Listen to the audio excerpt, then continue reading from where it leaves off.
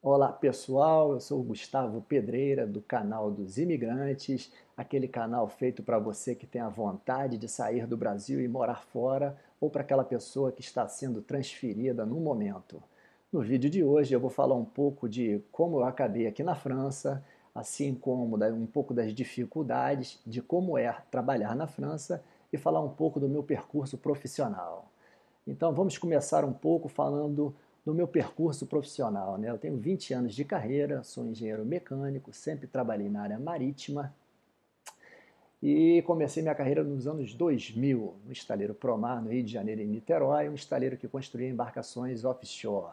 Em 2001 ele foi comprado pelo estaleiro norueguês Aker e dentre os 1.000 funcionários eu acabei sendo escolhido a ser transferido e a fazer um período na Noruega que durou cerca de um ano e meio, onde eu trabalhei na área de suprimentos, comprando equipamentos para embarcações offshore.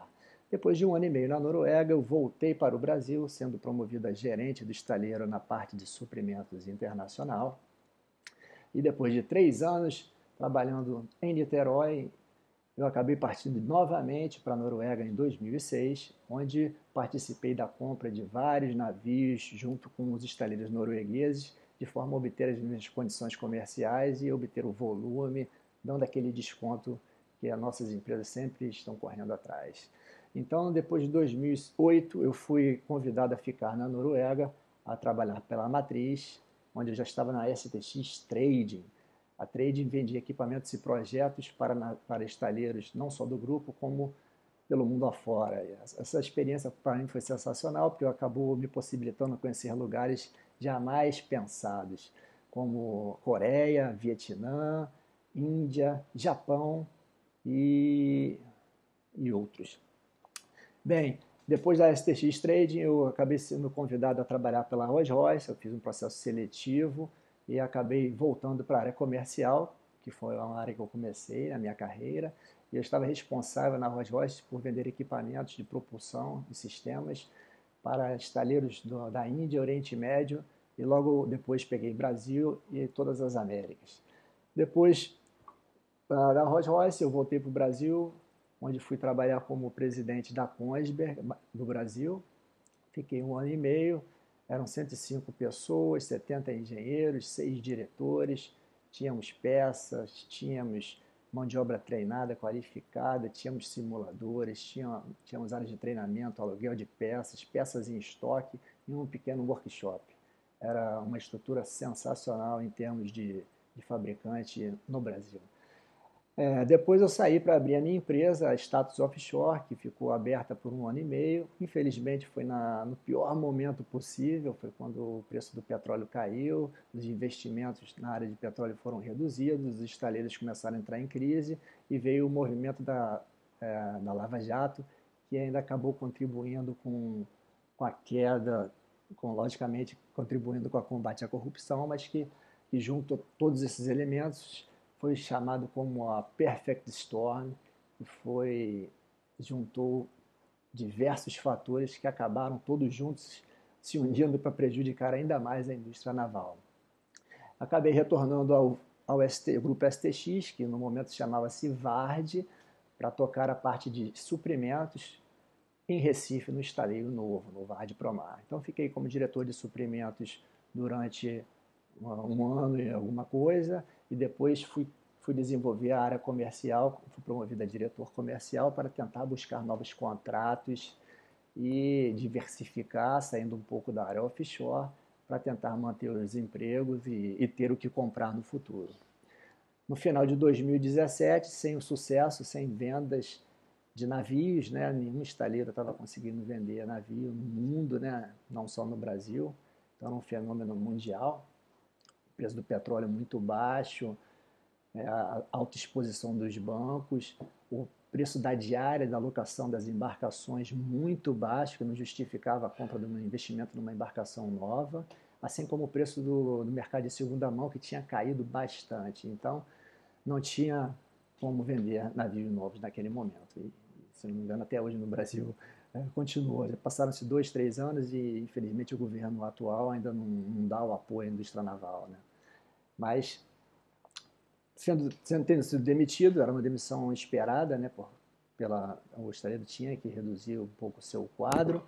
Então eu liguei para minha esposa no dia, né, demitido, você sempre fica um pouco triste, sempre acha que pode ficar um pouco mais, mas é da vida, né? Então, ainda mais na área naval, é uma coisa, infelizmente, bastante comum, sobretudo quando você trabalha com projetos. Os projetos vão acabando e isso não vem projeto novo, é natural o desligamento.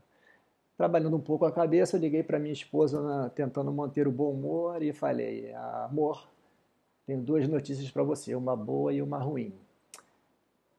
Ela quis ouvir a ruim primeiro. A ruim era que eu tinha sido demitido naquele dia e a boa é que mudaríamos para a França. Eu disse a ela, né? Por ter o meu passaporte francês e por ser franco-brasileiro, logicamente essa possibilidade para mim seria muito fácil, né? Você teria que, lógico, enfrentar os problemas iniciais, mas pelo menos você poderia, eu tinha essa chance de morar fora, e como eu tinha morado 10 anos na Noruega, eu tinha desenvolvido um amor pela Noruega e pela cultura norueguesa que era muito maior do que o amor pela França. Tinha uma coisa errada. Então, na minha lista de afazeres tinha assim, aquele desejo de falar: um dia eu vou ter que morar na França, eu vou ter que melhorar esse meu francês, tem que ser um francês, tem que ser uma fluência de um francês. Sobretudo, de tentar trabalhar um pouco e viver no país, porque assim você realmente conhece, né? Não adianta você ficar vindo para viagens que duram de 5 a 15 a 20 dias e viver como turista em locais de turista e visitar como turista e tentar entender um pouco como o povo funciona e como o povo vive e as condições que você tem, né? Então, bem, falando isso, peguei um pouco de dinheiro e me mudei para a França. Tinha uma tia minha, a tia Quarete, né, que eu tenho que agradecer muito a ela, que me deu uma força incrível. Fiquei na casa dela, fui bem recebido e de lá continuei mandando currículos, né, porque eu tinha começado ainda no Brasil a começar a disparar currículos pelo LinkedIn. Você pode acessar pela ferramenta e procurar trabalhos na França, trabalho em Marselha, trabalho em Paris, trabalho em diversos lugares. Você filtra pela área, indústria naval, e não eram poucos, havia bastante coisa disponível, o que até me deu uma motivação a mais, né? Saber que o mercado não estava parado, né? Então comecei a disparar alguns currículos, lógico que os currículos iam em inglês, quando iam em francês não estavam com o francês redondo, e quando você não tem um endereço para botar no currículo, não tem um telefone local ainda, simplesmente não funciona, né? Então essa primeira parte foi quase, não funcionou realmente, né?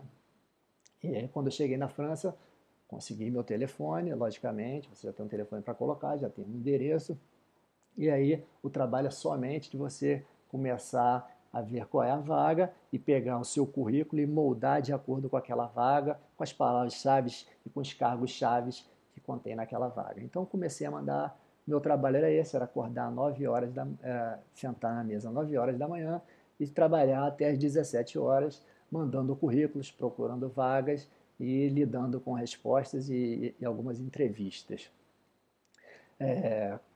Bom, alguns empecilhos, né? A mesma coisa, imagina você no Brasil, você mora em Recife, você se candidata a uma vaga no Rio de Janeiro.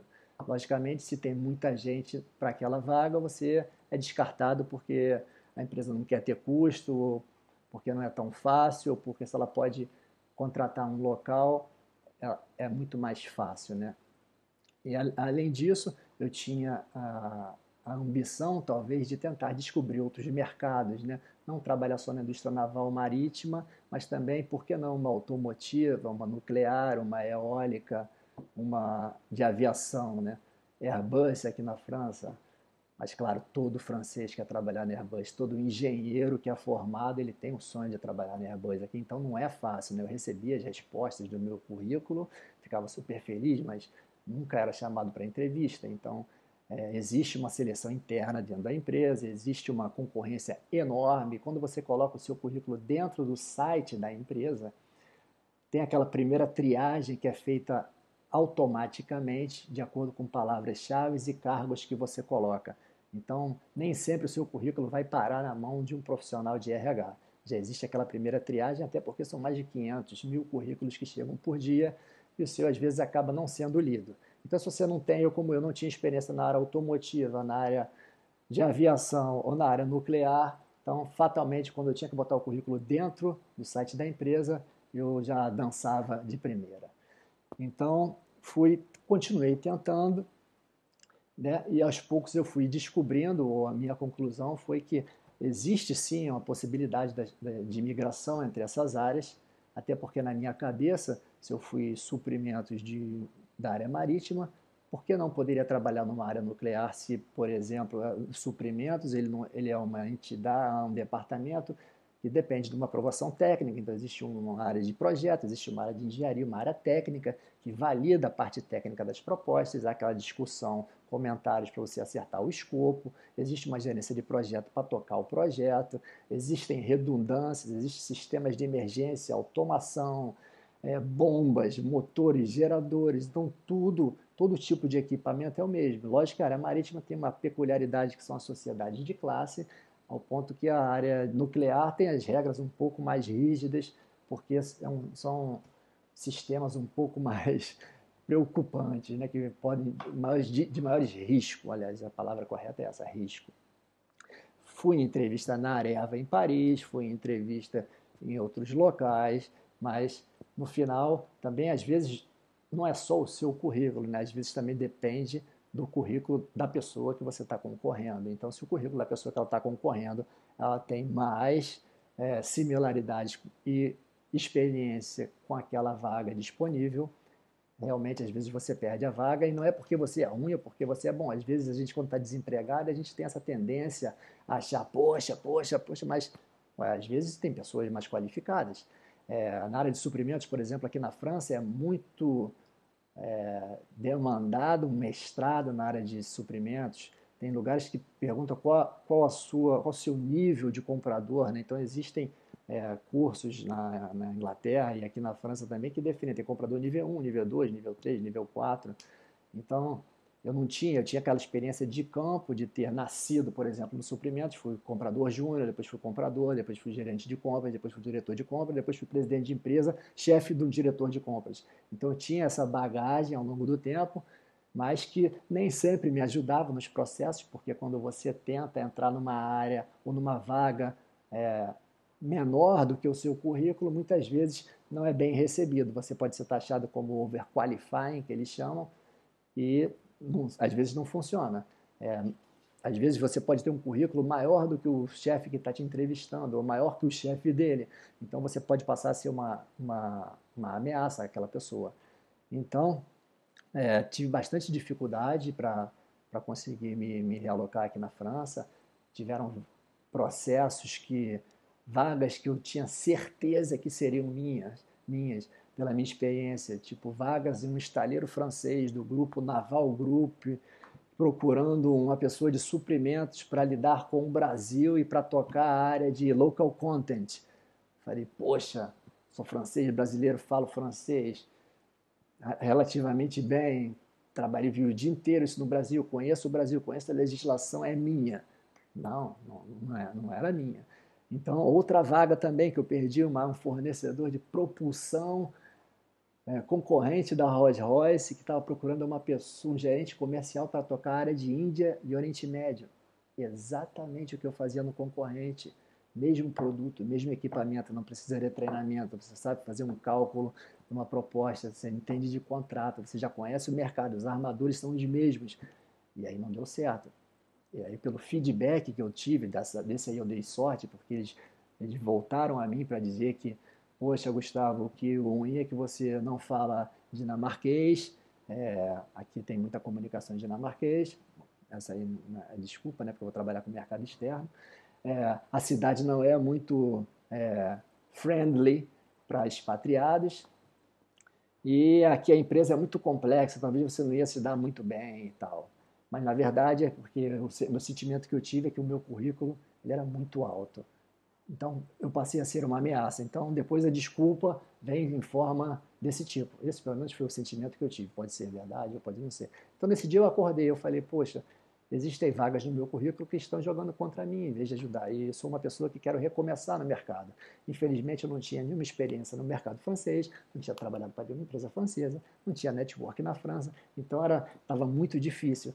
Então, eu falei, cara, eu preciso trabalhar, então dei uma limpada no meu currículo, botei super simples e pronto. E aí arrumei o meu primeiro emprego. Meu primeiro emprego foi no supermercado, de assistente comercial, tratava com o público e fazia um pouco de serviço de qualidade, verificava os freezers, os equipamentos e também ajuda em tudo, né? Esse é vou falar um pouco depois na França, isso é bem uma particularidade aqui dos trabalhadores na França, né? Você não tem uma função só, eu só faço aquilo, não, isso não é meu, isso não é meu. As pessoas fazem de tudo. Se puder, se tiver que quebrar uma garrafa no mercado, ela vai tiver ali, ela limpa. Se tiver que passar a máquina para limpar ali um negócio, ela pega e limpa. Também ela atende o cliente, ela fala outra língua com o cliente se precisar. Então, faz a parte de inspeção. Então, são cargos de multitarefas, né? A pessoa que bota a comida e arruma ali no supermercado o vinho, é ela que vai entrar no sistema e vai dizer quantos vinhos estão faltando, passar a ordem de compra, ela que vai lá receber o vinho, ela que vai tirar da caixa, ela que vai jogar a caixa fora. Então, são pessoas multidisciplinares ou multitarefas. Então, isso é bem legal, porque a pessoa, primeiro que ela é paga por hora, então ela tem que estar trabalhando e a supervisão está sempre olhando e se todo mundo trabalha, você também trabalha, é natural, né? Isso foi uma coisa até engraçada que eu vou contar um fato aqui, que como trabalhar, você fica olhando e atendendo o cliente, você vê as pessoas comendo pão, comendo frutas, coisa largada, roubada, e eu achava que isso aí não existiria na França, né? Que não é possível. Eu estava em Rossegor, que é do lado de Biarritz, é uma área nobre, é uma área caríssima para férias, e as pessoas roubando, as pessoas bebendo, a pessoa comendo pão. Às vezes chegava, passava pela área de frutas, parecia uma vez eu gritei, perguntei se era degustação, porque todo mundo comendo e vai escondendo e vai provando, a pessoa acha que está ali. Então é um pouco de surpresa, né? As pessoas roubam, deixam as coisas, o ventilador, a caixa vazia. Então, bom, se você começa a falar assim, não é só o Brasil, né? Isso é mundial. Se não tiver fiscalização, não tiver uma pessoa olhando, a pessoa, se puder se aproveitar, ela se aproveita. E não necessariamente só o francês, mas outras pessoas. Bem, voltando, então, comecei a trabalhar e dessa maneira o meu francês foi progredindo. Logo no supermercado, o seu vocabulário ele multiplica por dois e você vai tendo aquele relacionamento com as pessoas, você vai aprendendo também os termos que se usam no trabalho, a cultura de como se trabalha e a seriedade, né, de chegar na hora, sair na hora, não tá a a carga horária aqui na França, ela é um pouco baixa, né? Não é, são 35 horas semanais. E no supermercado você trabalha sábado e domingo, então você desconta as horas, então às vezes você trabalha 30 e poucas horas por semana, se for algum dia, mas quando você vê, você trabalha 4, 5 horas por dia, um dia trabalha, sabe, 8, mas isso é muito pouco. E as pessoas respeitam, ela te paga hora extra, ela te paga o domingo, ela te dá a folga, e você tem que estar ali naquele horário porque existe um planejamento, né? Se você chega atrasado, um cara tem que ficar mais, se você sai mais cedo, não fica ninguém. Então, essa parte da seriedade ela é muito interessante aqui, as pessoas respeitam, chegam antes para trocar de roupa e assim eu fui aprendendo.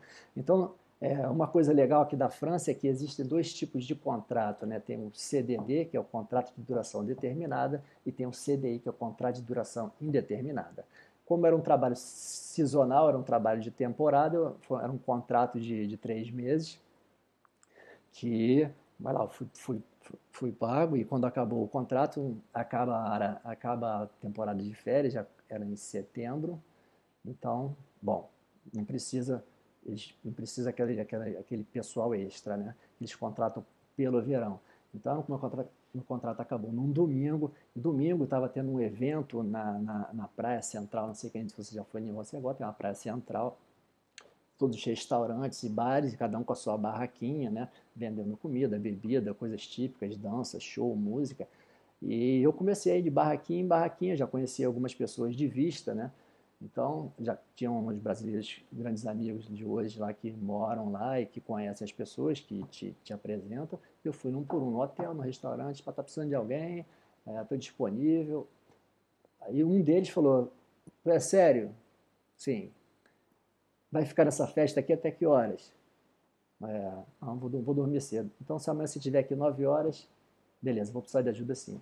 Então, estava lá, eu, 10 para as 9, cheguei, o dono do restaurante chegou logo depois.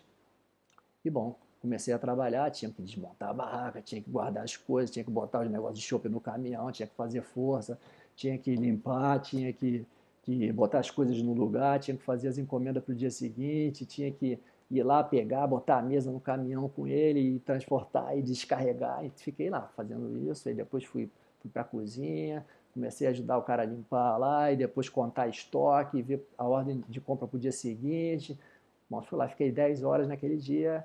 O cara falou, pô, lógico, volta amanhã, a tal hora. E, pô, e assim foi. Pá, pá, pá, pá. Então, no mesmo dia que o meu emprego acabou, eu comecei a trabalhar na outra, só no boca a boca. Então, e aí eu entrei num outro ramo, né, que era um restaurante, bar, né, e, e que ali você aprende também um outro vocabulário. Eu tinha a opção de ficar no bar servindo, que era um troço que eu não tinha experiência nenhuma, e no início eu fui parar na cozinha. Na cozinha eu era assistente dos dois chefes que estavam lá. Tinha um subchefe embaixo que montava salada e sandes e sobremesas. E em cima pratos de charcuterie, que chama, né, de salame, queijo, papapá. Você vai aprendendo a arrumar bonitinho, né, o francês, com todo esse lado gastronômico. E ajudava a montar os pratos da salada. E no final, lógico, o chefe limpa o chão, o chefe limpa também a máquina de lavar e, por que não, o assistente, né? Então todo mundo está ali, acaba, deixa a cozinha limpinha, porque o dia seguinte chega, está tudo limpo e começa a trabalhar de novo. Ali eu fui aprendendo um outro tipo de vocabulário, porque as coisas ficam um pouco mais estressantes, né, no restaurante, quando lota, quando é muita gente, quando o cliente pedindo, vem, a comida está pronta e o garçom não veio buscar, e o garçom vem e reclama que o cliente pediu errado. E aí você vai aprendendo como eles se estruturam dentro, como é que eles se arrumam, né? Aqui na França normalmente é entrada, prato e sobremesa, como é que o cara vai botando para sair na hora certa. Então isso é bem legal. E vai montando o prato, né? Daquela forma, maneira bonitinha, aquela apresentação legal. E fiquei um mês lá. Então, quando tinha relativamente me estabilizado ali em Rossegor, que era uma vida simples, né? Eu tinha um salário mínimo chegava a 1.300 euros líquidos, mas pô, era uma cidade pequena, trabalhava uma carga horária normal, podia ficar ali num lugar super legal, podia surfar, tinha o meu jiu-jitsu de noite, tinham pessoas legais, mas a cidade muito pequena, logicamente, um dia eu tomei aquela cutucada, né, da patroa, falou, Gustavo, tá muito legal aqui, mas vamos voltar um pouco com a sua ambição, né? Vamos com o seu cargo. Acho legal essa parte que você submete a trabalho, você está fazendo coisas que eu não esperava e que você acaba levando super bem, mas vamos voltar a trabalhar um pouco essa tua ambição aí, que a gente pode viver melhor. Lógico que então continuei procurando os empregos e achei um emprego em Marsella. Marsella, área marítima, uma empresa de navegação procurando uma pessoa com experiência em estaleiros. Falei, bom, essa daí, né, encaixa bem aqui com a minha experiência. Então mandei lá para Marsella. Inclusive, engraçado que Marsella, quando eu tinha vindo visitar a minha prima, que mora aqui perto, a primeira vez, mandei, a gente olhou a segunda maior cidade da França, vi um guindaste com minhas iniciais, minhas GCP, de Gustavo Canovas Pedreira, até tirei foto e brinquei, falei, olha lá, tá me chamando, hein? Isso aí, 7 meses antes, né? Então, peguei um carro, vim aqui alugado, 10 horas de estrada, e estava lá na primeira entrevista. Conseguia já fazer uma entrevista em francês, tinha treinado um pouco, falava um pouco da minha área, sabia falar sobre o meu currículo já em francês. E aí voltei para casa, e aí fui convidado para a segunda entrevista. Dessa vez eles me mandaram lá o bilhete de trem, uma volta de avião e pagaram uma noite de hotel. A segunda entrevista foi com o diretor de suprimentos, a primeira foi com o diretor técnico. Então, finalmente consegui esse emprego, então estava lá. Não tinha como fugir, né? Dizem que na área marítima, o marítimo sempre te chama, né? Você tenta sair, mas o marítimo te puxa. Então, estava lá, a área marítima na França ou é Marselha, onde estão os armadores, e o porto, que é um dos maiores aqui da França. O maior é o segundo, o maior porto é o de Nantes, que fica no noroeste da França, é onde fica a parte de estaleiros de construção. Então, entre Marselha e Nantes, Saint-Nazaire, ainda bem Marselha, né? Muito mais bonito, mais agradável, a segunda maior cidade da França, como eu repito. Marselha, para dar um pouco de ideia para vocês de como é, Marselha é como se fosse o Rio de Janeiro da França para mim. O clima é bom, tá sempre sol, tem praia, são pessoas descontraídas, um pouco malandras, né, comparada com o resto da França. Tem bastante imigrante, bastante turista, tem futebol, o Olympique de Marselha, é uma cidade com todas as opções, então uma migração do Rio de Janeiro para cá não é nada complicada, você consegue viver bem aqui. Bom, os armadores grandes estão todos aqui, né? Corsica Linea, Meridional, Ponant, CMA-CGM, Bourbon e outras. Você tem as empresas de navegação, né, dos grandes cruzeiros também, tem suas filiais aqui, os portos, os navios enormes, os transatlânticos, né, que fazem Barcelona, Marsella, Gênova e Turquia, aqui pelo Mediterrâneo. Então, tem bastante opção até nessa área marítima. Todos os grandes fabricantes internacionais têm seus representantes aqui, como a MAN, Wärtsilä, Kongsberg, Schneider, ABB e outras empresas locais. Uma peculiaridade da França, que nesse sentido lembra um pouco do Brasil, é que precisa ter o cara local, né, que fale a língua própria, né, que fale o francês, porque nem todas as empresas têm pessoas capacitadas a falar bem fluentes em inglês, que possam negociar e depende um pouco do tamanho e da estrutura. Lógico que as multinacionais você vai encontrar pessoas que falam super bem inglês e sem nenhum problema, mas quando você passa a ser um pouco mais regional, essa quantidade de pessoas realmente diminui, a fluência não é tão grande. Por exemplo, o diretor técnico da empresa não fala inglês, então abre espaço também para outras pessoas. Então eu que tinha aquela ambição, vou arrumar um emprego numa multinacional, porque se eu vou ficar falando inglês aqui, meu inglês é bom, consigo me virar. Não, você tem que ter o francês, você tem que conhecer da legislação da França, que é bem peculiar, a parte de contrato, eles têm suas próprias cláusulas e tem o pavilhão francês na parte marítima, que é tipo equivalente à DPC do Brasil, né, com as regras locais, e o pavilhão francês é um dos mais complicados e exigentes. Tem a parte toda de sindicato, né, aqui a CUT da França é a CGT, a CGT ela para os portos, ela para as empresas de navegação, ela é muito forte, como a CUT no Brasil.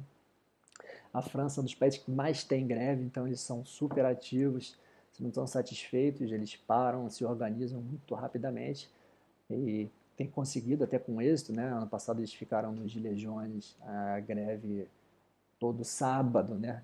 A greve era no sábado, porque a pessoa trabalha durante a semana, ela não quer prejudicar, ela não quer faltar o trabalho, ela quer se fazer, ela quer ser escutada, né? Ela quer chamar a atenção do governo. Lógico que dentro daqueles movimentos sempre tem uns baderneiros e tem, né, o pessoal, a esquerda, lógico, extremista, que acha que se não tiver confusão, se não tiver porradaria, nada anda.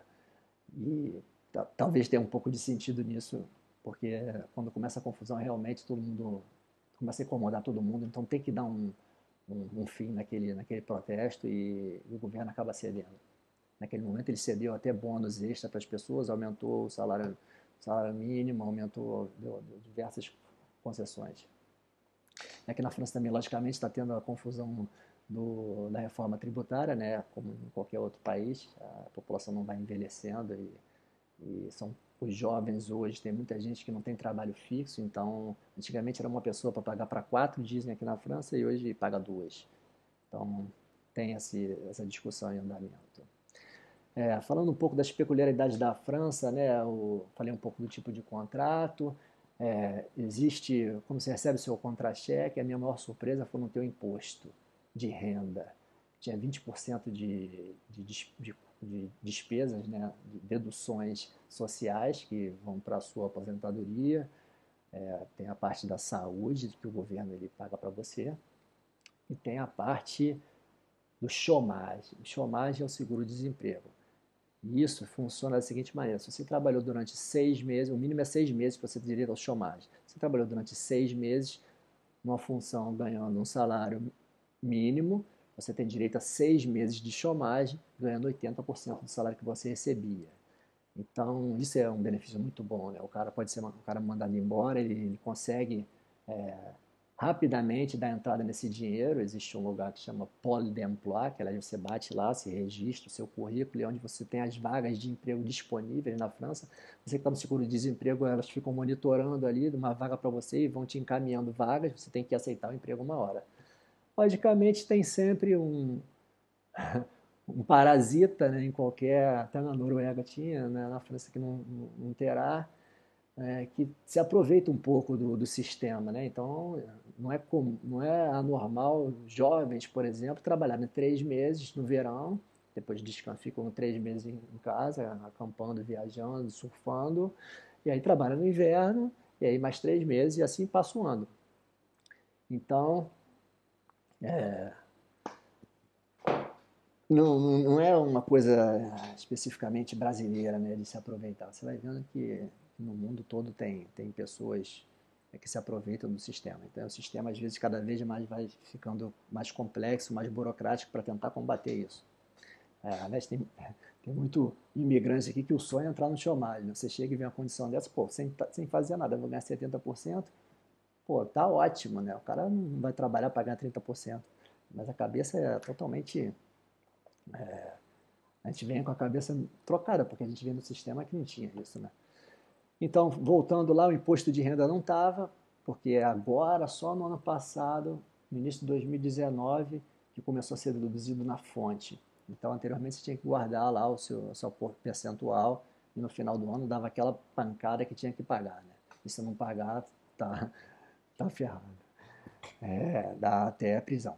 Então, o imposto começa em 8%, tem diversas alíquotas, umas 8 até. Então começa em 8 e pode chegar até 35%, e junto aos 20% do social, na minha alíquota de 8, 9, você chega em torno de 29%, que bate um pouco com o do Brasil, que é de 27,5%. Só que no Brasil o INSS é muito pouco, é R$ 500, que não dá quase nada, e é por isso que no Brasil a gente não tem uma aposentadoria nada, a gente não tem uma saúde que preste, a gente não tem escola e outras coisas. Então, além das 5 semanas de férias, das 35 horas semanais que eu falei, por você trabalhar, tem dois tipos de empregado na empresa. Tem um que bate ponto e tem um que não bate ponto. O que não bate ponto chama cadre. Então, o cadre, que normalmente acaba trabalhando mais do que 35 horas por semana, que dá 7 horas por dia, então, normalmente as empresas já têm um acordo com os empregados. Então, de 10 a 18 dias extras de folga. Então, aliado aos 35 semanas de férias, mais 18, chega a 18, você tem uma boa quantidade de férias aqui na França. E não precisa esperar um ano para você ir utilizando, elas vão acumulando ao longo do mês, o seu contra-cheque vai dizendo lá quantas férias tem, quantos dias não tem. E você pode ir usando, marca no sistema e tira, não tem muita pergunta, porque dá muita explicação. Eles respeitam bastante esse lado privado e pessoal. Né? Outra coisa que eu posso falar interessante aqui da França, que eu senti, eu já trabalhei na Noruega, que era super tranquilo, onde se trabalha em organizações de projeto, então todo mundo remando para o mesmo objetivo, pouca briga de ego, os caras se acertam e sem muita confusão, ao passo que nós latinos, né, franceses, brasileiros, italianos, a coisa chega a esquentar um pouco mais. Então tem disputa de ego na empresa, tem quem decide, quem escolhe o fornecedor, quem escolhe o equipamento, quem manda, quem não manda, tem choque, às vezes vai parar lá no presidente a, a decisão, e nesse sentido me lembra um pouco o período que eu trabalhava no Brasil, onde às vezes os departamentos não estão muito alinhados ao bem maior da empresa. Outra coisa aqui, eles prestam muita atenção na hora que você chega e a hora que você sai. Não é a Noruega que chega, você tem que fazer os seus serviços, trabalha em casa, o home office legalizado e você tem aquela responsabilidade, né? Aqui não, a pessoa olha a hora que você chega, olha a hora que você sai, levanta um no final, levanta todo mundo. E no começo é um pouco engraçado, mas também me lembra, né, o Brasil. Tem que fazer lá aquela quantidade de horas. E quando eu cheguei na Noruega, a primeira coisa que meu chefe falou quando eu virei norueguês, fui contratado pela matriz, é: Gustavo, você não vai ser analisado pela quantidade de horas que você senta a bunda nessa cadeira.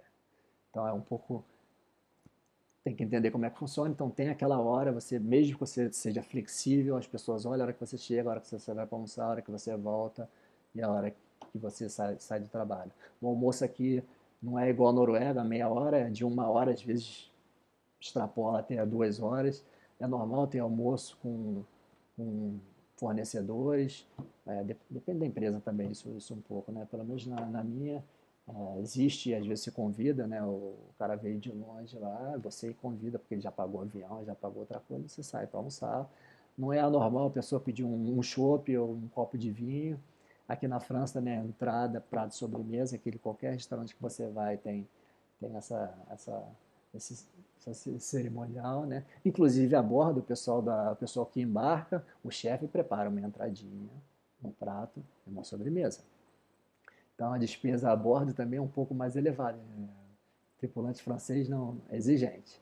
Você manda um tripulante francês, por exemplo, para Malta para fazer um reparo do navio, ele reclama que no café da manhã não tem croissant, que é o café inglês, que é ovo, que tem isso, que a comida não está boa e que não tem entrada no almoço. Então, isso é uma coisa um pouco engraçada aqui da França, mas é a tradição deles e a gente tem que respeitar. Mas é um fato até curioso. Que mais que eu posso falar? Esperava um pouco mais de automação, inteligência artificial e softwares para tratar um pouco em contabilidade financeira e outras coisas. Então, mas não, tem muito papel circulando, é muito formulário, é muita assinatura, é muita aprovação.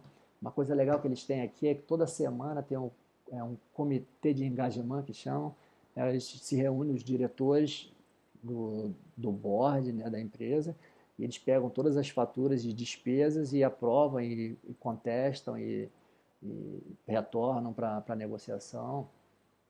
Então, esse é um negócio legal. Tem empresa que paga de dia 15 no dia 30, tem empresa que paga semanalmente. Aí, pelo que eu conversei com as pessoas, tem de tudo. Mas essa parte de ter essa reunião eu achei bastante bacana e produtiva. Bom, trabalhar no armador é um pouco diferente, né, do que trabalhar no estaleiro. O armador ele tem lá o seu navio, o seu equipamento, a marca, o fabricante do equipamento. Tem coisas que tem os gastos e as compras de pro operacional e tem as compras para manutenção.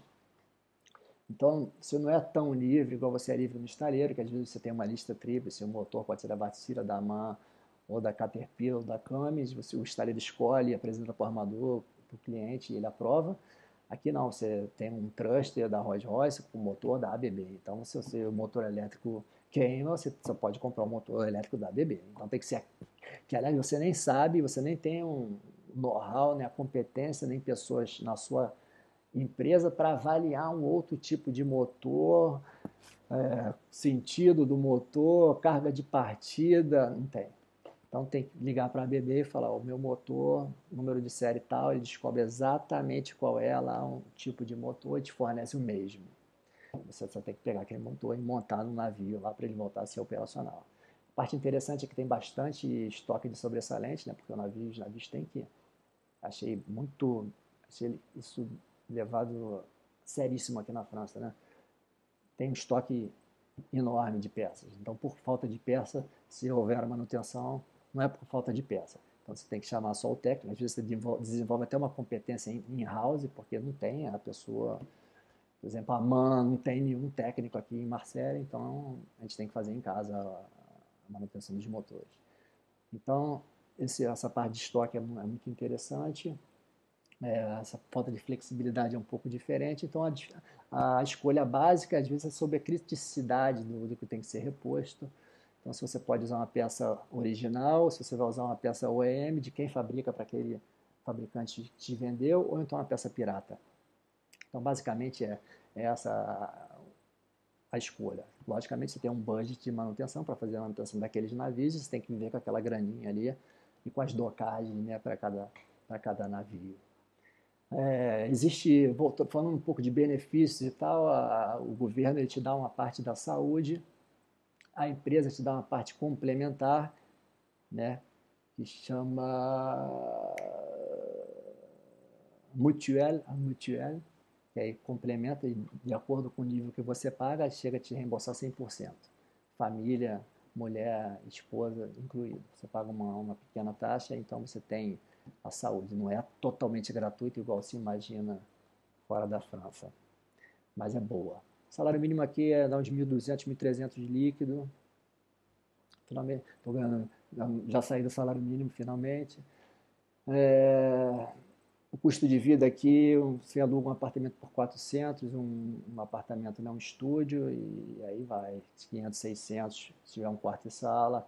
T1 é um apartamento com um cômodo, T2 é um com dois cômodos, e T3 e vai assim por diante. É, bem, normalmente tem que estar incluída a taxa de água, a taxa de gás ou a energia. E, bom, basicamente é isso. E, logicamente, isso é uma dificuldade, né? Você chega, você tem que alugar um apartamento. E para alugar um apartamento, como é que você faz? A pessoa te pede um contrato de trabalho. Então, todo mundo quer alugar para uma pessoa que tem CDI, determinado e que está estável no emprego. Então, você não tem um CDI, tem que ser um CDD, duração determinada de longa duração. Não tem um seguro para quem te aluga, que o banco pode te dar, ou então você vai pagar antecipado lá não sei quantos meses. Então, se você está pensando em vir para cá, tem que ter um pouco de dinheiro. Obviamente, para trabalhar na França, o francês é indispensável, né? Se você vai chegar aqui sem emprego, você tem que estar com francês de redondo, que aí sim você se emprega. Outra coisa, depois de 3 meses aqui na França, você tem direito ao seu número social, né? Que aí você vai fazer parte do sistema de saúde da França. Ou se você arrumar um emprego antes, a empresa já consegue esse número para você. Então, de posse de uma casa e de um salário, de posse de um salário, você consegue abrir uma conta no banco, né? Com salário você consegue um apartamento, que aí sim você vai conseguir uma conta no banco. Mas se você não tiver o seu endereço, você pode fazer uma atestação de hébergement, que chama um atestado que você reside com alguém e a pessoa faz de próprio punho sobre a honra dela. Então, você resolve dessa maneira. Para finalizar, se você não fala francês, realmente eu não recomendaria você vir para a França, né? Existe, por exemplo, a Legião Estrangeira, que é uma possibilidade. Você tem muitos amigos aqui de Marselha, porque o quartel é aqui perto. Então lá ninguém fala francês, né? Pessoas do mundo inteiro lá e não sei como é que eles se comunicam. Eles vão aprendendo com o tempo. Você consegue visto para trabalhar assim. Se você não tem a nacionalidade francesa, você pode ser parceira ou esposa do marido de uma pessoa que tem a nacionalidade, dessa maneira você também consegue, ou você pode ser parente de uma pessoa que já tem o visto para morar aqui, também você consegue imigrar. Fora isso, um brasileiro, por exemplo, ele vai ter que dar entrada no caminho correto, no caminho recomendado. Você dá entrada no visto lá no Brasil, por exemplo, se a sua empresa vai te transferir para a França, fatalmente ela vai pedir lá no Brasil o seu visto, vai demorar de 6 a 8 meses. Todos esses vistos são super demorados em qualquer lugar. E pronto. E aí, quando sair aquele visto, você vai poder chegar aqui na França e dar entrada na sua papelada. Em Marselha ainda é pior ainda, porque é onde tem a maior quantidade de imigrantes da França, que só perde para Paris. Não sei quem é a campeã ali, que de 50% a 60% é imigrante, não só do norte da África, porque tem as linhas que conectam aqui, né? Tem a empresa de navegação que faz o norte da África, Tunísia e Argélia com a França, e junto com a ilha de Córcega. E também tem os países vizinhos que os salários são bem menores. Então, italianos, portugueses e espanhóis acabam vindo para a França para trabalhar. Tem bastante emprego e o salário é um pouco maior, porém o custo de vida também é bem maior. Se você pensa que um quilo de carne barata aqui é 10, 11 euros, Portugal ele é 5. Então, mas o salário mínimo em Portugal é 700, 800, aqui é 1.200, 1.300. Se eu vim em Portugal é 1 euro, aqui o vinho mais barato é 2 euros. Então, meio que compensa. Então, se você é brasileiro e não tem passaporte, não tem ninguém que você conhece, então eu realmente não recomendaria você vir para a França. Eu recomendaria você ir para Portugal. Portugal. Depois eu vou fazer um outro vídeo, uma entrevista com os amigos de profissionais que trabalham lá. Portugal, o brasileiro nunca está irregular. Então, até advogado você pode exercer sua profissão lá. Então, por hoje é só. Ficou talvez um pouco... Não vou me estender mais, porque já tem 45 minutos. Se você gostou, dá um clique, dá um joinha no canal. Entra aí, se registra no canal, clica naquele sininho, né? Chegou a hora de fazer aquela propaganda. Todo vídeo chato faz no início. Eu deixei, se você chegou até aqui, que realmente você gostou e de repente eu acho que eu mereço o seu like.